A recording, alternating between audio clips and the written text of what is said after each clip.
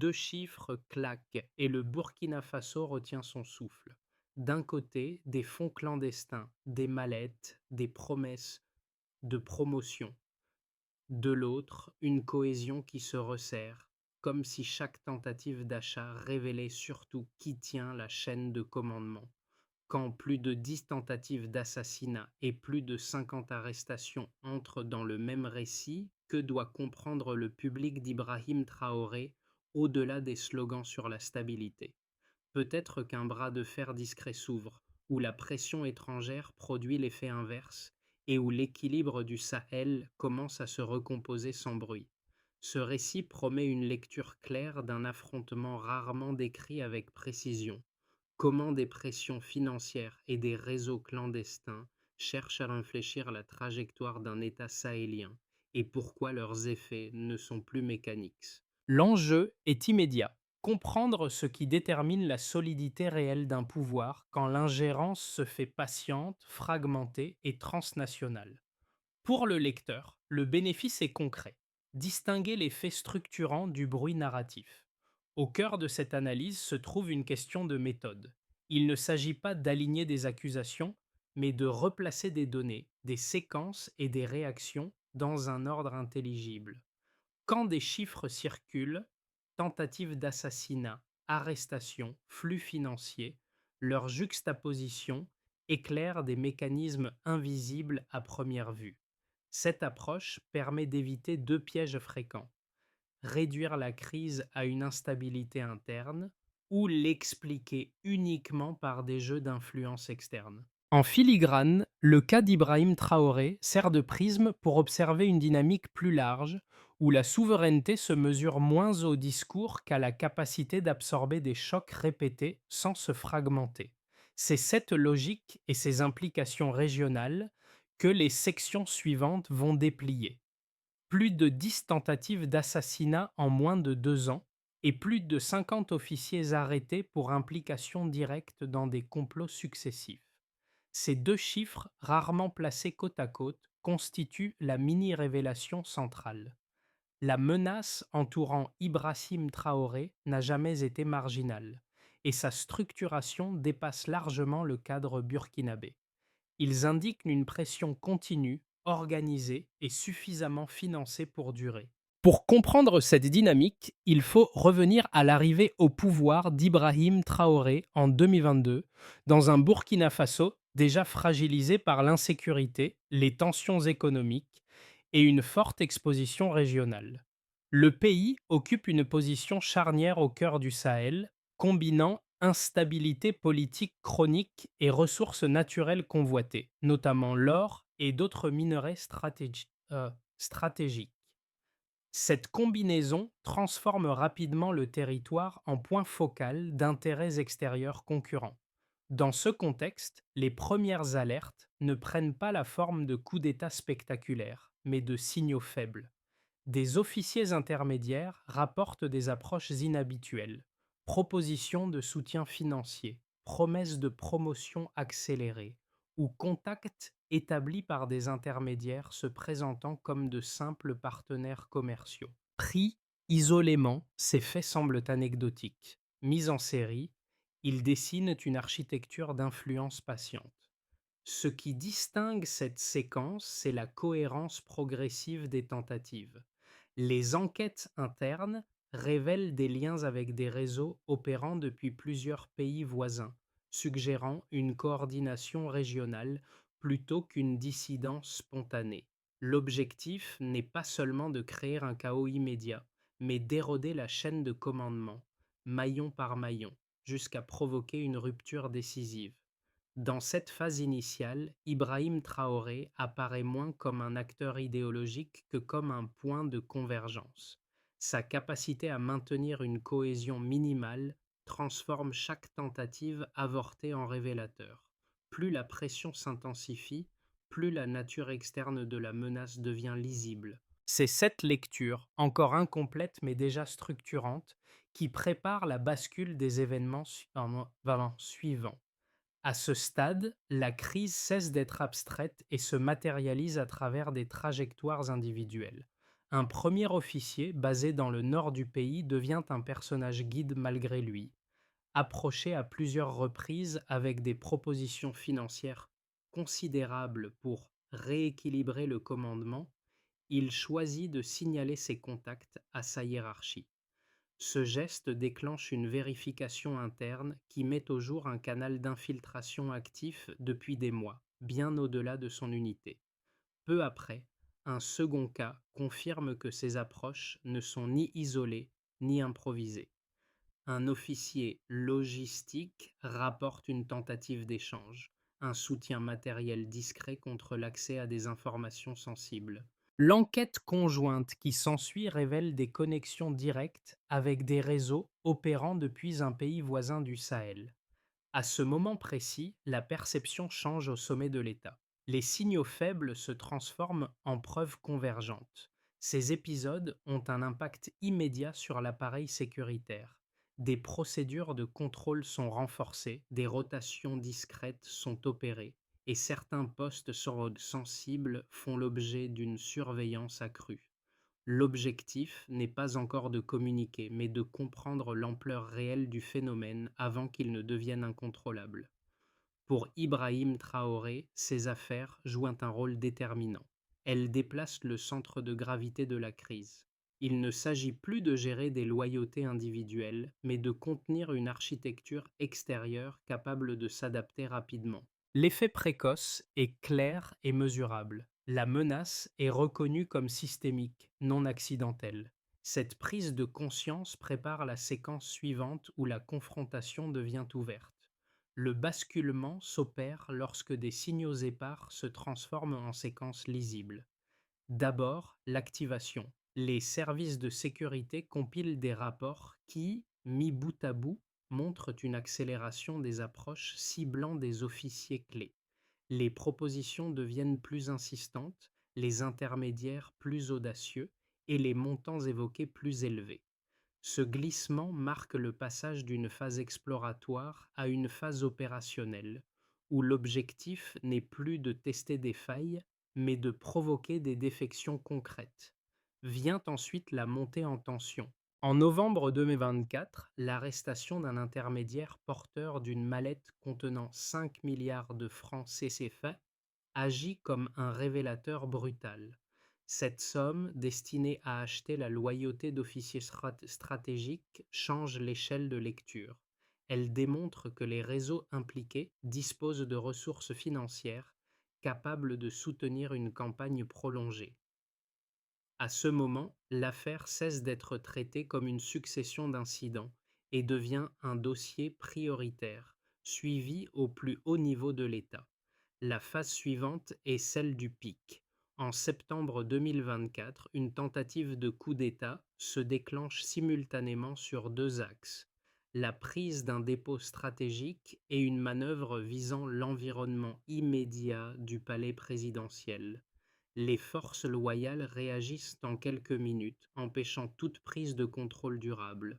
Les affrontements restent limités, mais l'opération révèle la profondeur du réseau. Des documents sont saisis, des communications interceptées et des connexions internationales apparaissent clairement dans les échanges analysés. Cette séquence agit comme un accélérateur politique. Les arrestations se multiplient, dépassant la cinquantaine d'officiers impliqués à des degrés divers. Les interrogatoires confirment l'existence de relais régionaux, actifs dans plusieurs pays du Sahel, et d'un financement structuré visant à affaiblir durablement la chaîne de commandement. Pour Ibrahim Traoré, l'événement marque un point de non-retour. La menace est désormais publique, documentée et impossible à minimiser.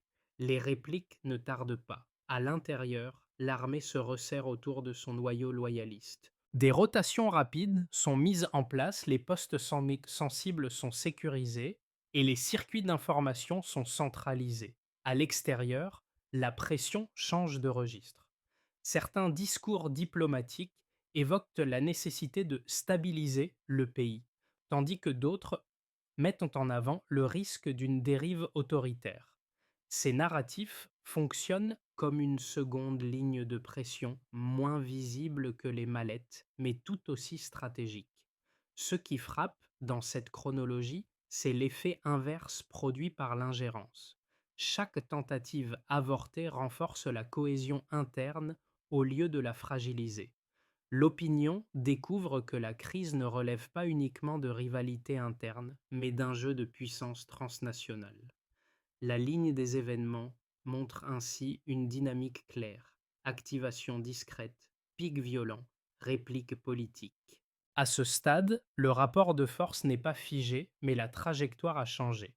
Avant 2022, euh, papa, les alertes sécuritaires relevaient surtout d'incidents dispersés. Après 2024, ça c'est à 2024, elles forment une série mesurable, documentée et cumulative. Ce passage du diffus au structuré constitue le point de comparaison central pour lire l'affaire autour d'Ibrahim Traoré. Pour en saisir l'ampleur sans extrapolation, trois repères issus des enquêtes burkinabées suffisent. D'abord, un premier repère concerne le volume des tentatives d'élimination recensées depuis l'arrivée au pouvoir en 2022. Plus de 10 opérations distinctes ont été identifiées et documentées. Ce chiffre, pris isolément, pourrait sembler abstrait. Placé dans une séquence courte, il traduit une pression continue et méthodique. Il indique que les acteurs impliqués n'agissent pas par opportunisme, mais selon une stratégie d'usure, où la répétition devient un outil à part entière. Chaque échec n'entraîne pas un retrait, mais une adaptation des méthodes. Ensuite, un deuxième repère marque un changement d'échelle financier. En novembre 2020, la saisie d'une mallette contenant 5 milliards de francs CFA destinée à acheter la défection d'officiers stratégiques fournit un indicateur concret de l'investissement consenti. Cette somme ne correspond pas à une initiative isolée, mais à un nœud logistique d'un flux plus large.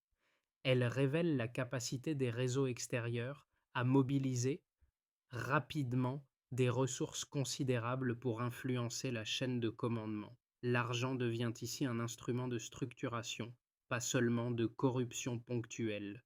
Enfin, un troisième repère porte sur l'infiltration interne. Plus de 50 officiers ont été arrêtés pour participation avérée ou coordination avec des agents étrangers. Ce nombre élevé souligne une pénétration patiemment construite, répartie sur plusieurs niveaux hiérarchiques.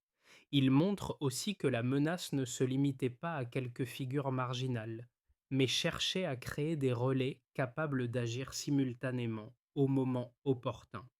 Pour l'appareil sécuritaire, ce constat impose une réorganisation profonde. Ces trois chiffres, mis en relation, dessinent une trajectoire claire. La pression augmente à mesure que les contre-mesures se renforcent. Les réseaux ajustent leurs canaux, déplacent leurs intermédiaires et augmentent les montants engagés. Ce phénomène cumulatif explique l'accélération de la réponse étatique en 2024. Centralisation des informations, surveillance accrue des postes sensibles et coordination renforcée entre services. Le résultat paradoxal de cette dynamique est souvent sous-estimé. Loin de fragmenter l'État, la révélation publique de ces données contribue à resserrer les rangs. L'armée identifie plus clairement ses points de vulnérabilité, tandis que le noyau loyaliste autour d'Ibrahim Traoré gagne en visibilité et en cohésion. La donnée brute agit alors comme un révélateur politique. Là où l'ingérence cherchait la division, elle a produit un recentrage.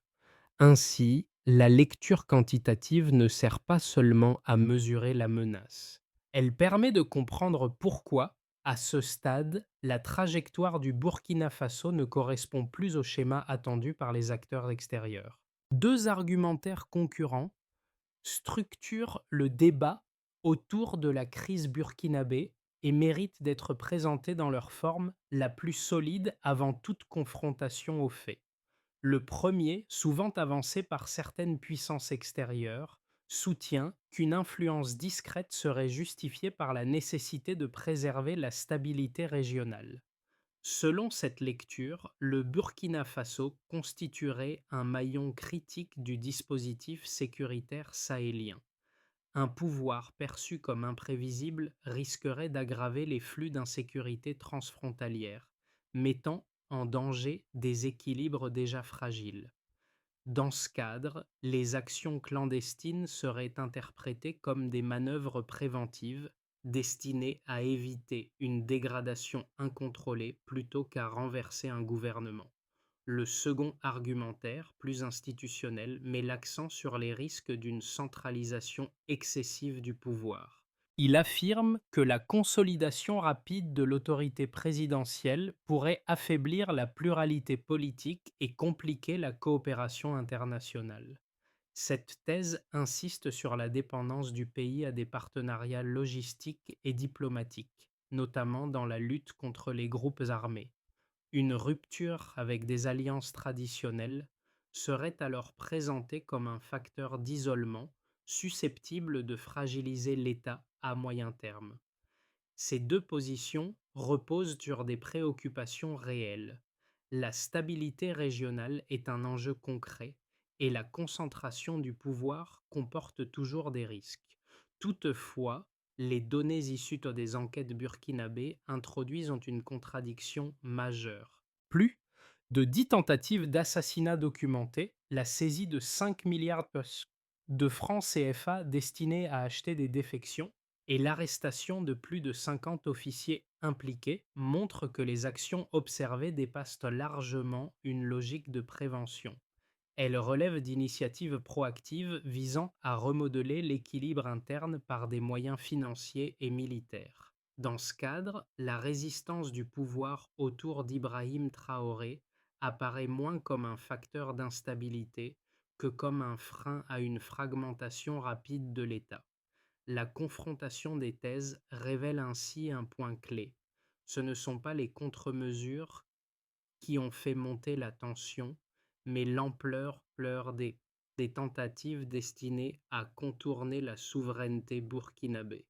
Cette lecture prépare la bascule suivante où la compréhension de la menace change d'échelle. Cette phrase, placée au cœur du dossier, marque la véritable bascule analytique. Jusqu'ici, les événements pouvaient encore être lus comme une succession de complots militaires internes, amplifiés par des failles de loyauté.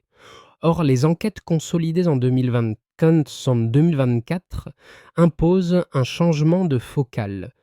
La pression exercée sur le Burkina Faso relève d'une architecture transnationale capable de coordonner finances, intermédiaires et relais régionaux. Ce révélateur modifie la lecture de chaque épisode antérieur. Les tentatives d'approche d'officiers, les flux d'argent et même la temporalité des opérations prennent un autre sens lorsqu'ils sont replacés dans un cadre régional. Les connexions mises au jour indiquent que les réseaux impliqués ne cherchent mais pas une victoire rapide, mais une capacité d'influence durable, adaptable aux contre-mesures locales. La logique n'est pas celle d'un coup unique, mais d'une pression cumulative. Pour Ibrahim Traoré, ce constat agit comme un point médian stratégique. La défense ne peut plus se limiter à neutraliser des dissidences ponctuelles. Elle doit intégrer la dimension extérieure comme variable permanente. Cette compréhension redéfinit les priorités, coopération régionale, surveillance des flux financiers transfrontaliers et anticipation des narratifs diplomatiques deviennent aussi décisifs que les dispositifs militaires. À partir de ce moment, la crise change de nature. Elle ne se joue plus uniquement à Ouagadougou, mais dans un espace sahélien élargi où chaque tentative de pression locale révèle un enjeu géopolitique plus vaste. Les effets des tentatives de déstabilisation ne restent pas confinés au cercle militaire ou diplomatique. Ils se diffusent progressivement dans la société, l'économie, l'appareil d'État et l'environnement régional. Quatre ensembles de conséquences, distincts mais interdépendants, se dessinent à mesure que les complots sont déjoués et exposés publiquement. Pour la population, l'impact est d'abord psychologique et social. Les révélations successives sur les flux financiers clandestins et les arrestations d'officiers provoquent une phase de crispation suivie d'un réflexe de vigilance accrue. Dans certaines régions, des initiatives locales émergent. Remontée plus rapide d'informations suspectes, protection communautaire d'infrastructures sensibles et attention renforcée aux mouvements inhabituels. Ce comportement traduit d'une prise de conscience diffuse. Les pressions extérieures ne menacent pas seulement l'État, mais la sécurité quotidienne des familles et des communautés. Du côté économique, les effets sont ambivalents. À court terme, l'incertitude politique incite à la prudence, notamment dans le secteur aurifère, pilier de l'économie burkinabé. Certains investissements sont différés et des partenariats sont réévalués. En parallèle, les entreprises nationales adoptent une stratégie de recentrage. Les enquêtes révélant la circulation de millions de dollars destinés à financer les complots poussent plusieurs acteurs à se distancier de réseaux opaques. Cette clarification forcée, bien que coûteuse, réduit un- certains risques systémiques. Pour l'État, les conséquences sont structurelles. L'arrestation de plus de 50 officiers impose une réorganisation interne profonde. Rotation accélérée des postes sensibles, resserrement des chaînes hiérarchiques et contrôle renforcé des circuits logistiques. Cette recomposition rend l'appareil sécuritaire plus compact et moins perméable aux infiltrations, mais aussi plus centralisé autour du cercle loyaliste d'Ibrahim Traoré.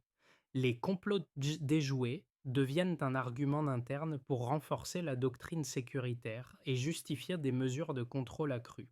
Enfin, à l'échelle régionale, le Burkina Faso devient un cas d'étude observé de près par d'autres États du Sahel.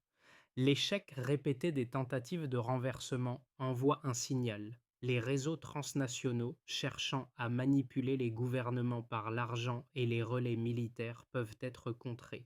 La position d'Ibrahim Traoré gagne en visibilité non seulement pour ses choix politiques, mais pour la capacité institutionnelle de résistance qu'il incarne. Une dynamique de solidarité régionale commence ainsi à émerger, fondée sur la défense d'une souveraineté collective. Ces quatre faisceaux montrent que les conséquences dépassent largement les complots eux-mêmes.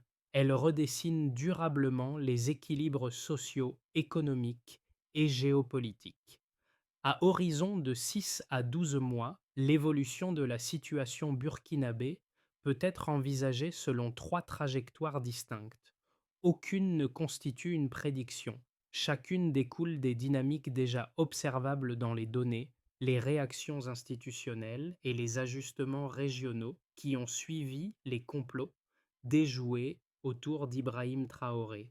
Le premier scénario, dit de continuité stabilisée, repose sur la poursuite rigoureuse des réformes sécuritaires engagées depuis 2024. La rotation des postes sensibles, la centralisation des flux d'informations et la surveillance accrue des circuits financiers réduisent progressivement la marge de manœuvre des réseaux extérieurs. Dans cette configuration, la cohésion interne se maintient et les tentatives de pression deviennent plus coûteuses et moins fréquentes. La stabilité demeure fragile mais fonctionnelle, permettant à l'État de gagner du temps sans rupture majeure. Le deuxième scénario envisage une stabilisation élargie par coordination régionale. Ici, le Burkina Faso approfondit ses échanges sécuritaires avec d'autres pays du Sahel confrontés à des pressions similaires. Le partage d'informations, la surveillance conjointe des flux transfrontaliers et l'alignement des doctrines défensives créent un effet de dissuasion collective. Dans ce cas, la position d'Ibrahim Traoré s'inscrit dans une logique moins solitaire, où la résistance nationale devient un élément d'un équilibre régional plus large. Cette trajectoire suppose une discipline institutionnelle durable et une gestion fine des attentes populaires. Le troisième scénario, plus critique, repose sur une intensification des pressions extérieures. Les réseaux, confrontés à des échecs répétés, pourraient diversifier leurs leviers: pression économique, isolement diplomatique ou amplification de narratifs délégitimants. Cette stratégie n'implique pas nécessairement un nouveau coup d'État, mais une érosion progressive de la capacité de décision. Dans ce contexte, la centralisation autour d'Ibrahim Traoré pourrait devenir un point de vulnérabilité si elle n'est pas accompagnée de mécanismes d'absorption politique et sociale. Face à ces trajectoires, une recommandation de méthode s'impose. Plutôt que de chercher un résultat rapide, l'analyse gagne à suivre les indicateurs de cohésion, de transparence financière et de coordination régionale. C'est dans leur évolution conjointe plus que dans un événement isolé que se jouera l'équilibre à venir. Au-delà des cartes géopolitiques et des chiffres issus des enquêtes, la crise burkinabé produit des effets qui résonnent directement chez celles et ceux qui l'observent à distance. Comprendre ce qui se joue autour du Burkina Faso revient aussi à interroger la manière dont les mécanismes d'ingérence, de résistance et de souveraineté affectent la perception du monde contemporain. Pour un premier groupe de lecteurs, attentifs aux dynamiques internationales, cette séquence offre une grille de lecture utile. Elle montre que la pression extérieure ne s'exerce pas uniquement par des interventions visibles, mais par des stratégies patientes, financières et relationnelles. Cette compréhension aide à décoder d'autres crises africaines, souvent présentées comme purement internes, alors qu'elles s'inscrivent dans des rapports de force plus larges. Un second groupe, sensible aux questions institutionnelles, y voit une réflexion sur la résilience des États.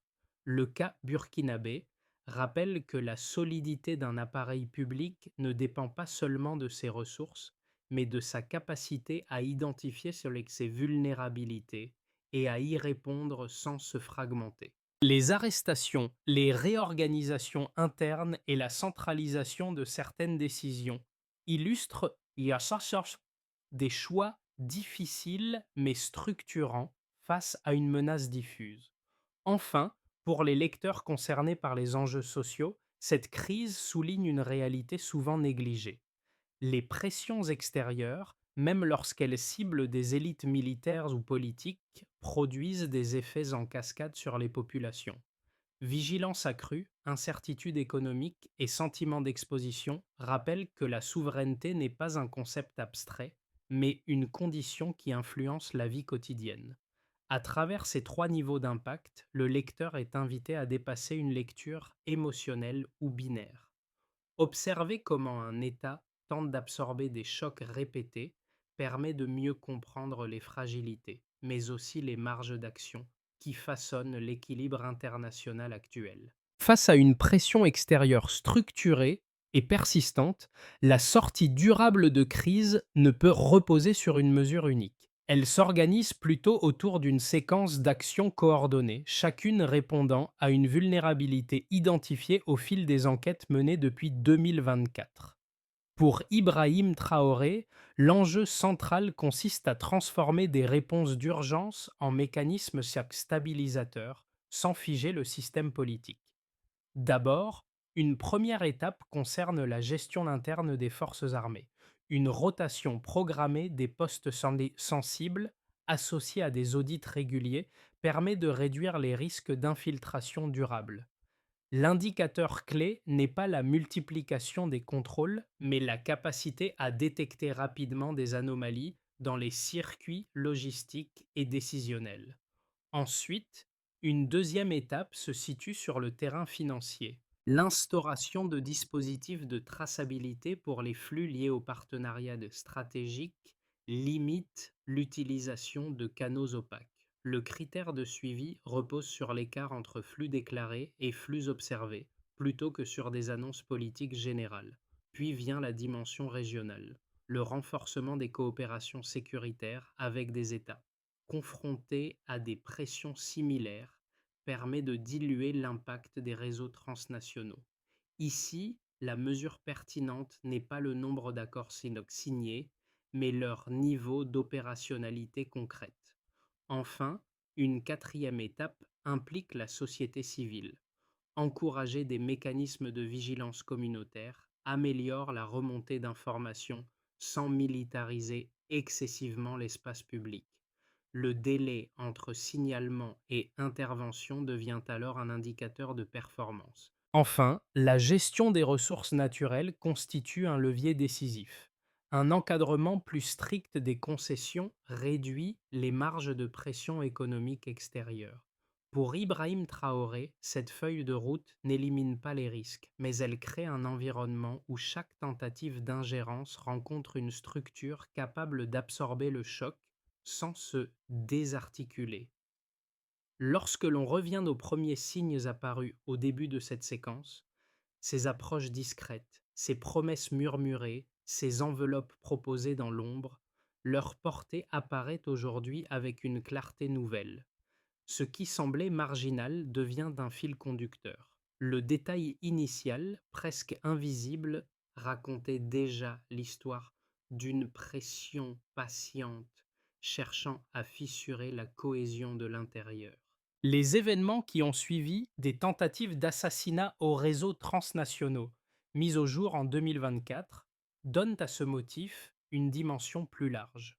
Chaque épisode confirme que la déstabilisation ne commence pas par un fracas, mais par une accumulation de gestes calculés. Et pourtant, chaque maillon a tenu. L'armée s'est resserrée, les institutions ont absorbé le choc et la société a progressivement identifié la nature de la menace. Dans cette trajectoire, Ibrahim Traoré n'apparaît pas comme un symbole figé, mais comme un point de convergence. Sa présence relie les signaux initiaux aux conséquences observables, sans transformer la crise en récit héroïque simpliste. Elle rappelle surtout que la résistance institutionnelle se construit dans la durée, par des choix souvent discrets, parfois coûteux. Le rappel de ces instants, de l'officier approché dans le nord au réseau démantelé, dessine une conclusion claire.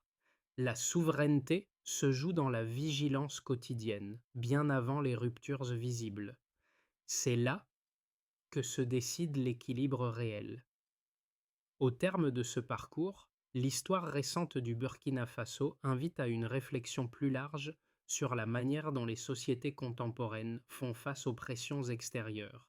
Les complots, les flux financiers clandestins et les réactions institutionnelles observées autour d'Ibrahim Traoré ne constituent pas une exception isolée, mais un cas révélateur de dynamiques présentes dans de nombreuses régions exposées. Suivre ces évolutions ne signifie pas adopter une position militante. Cela implique plutôt de s'intéresser aux données concrètes, aux enchaînements de causes et d'effets, et aux choix opérés lorsqu'un État est confronté à des tentatives répétées d'influence.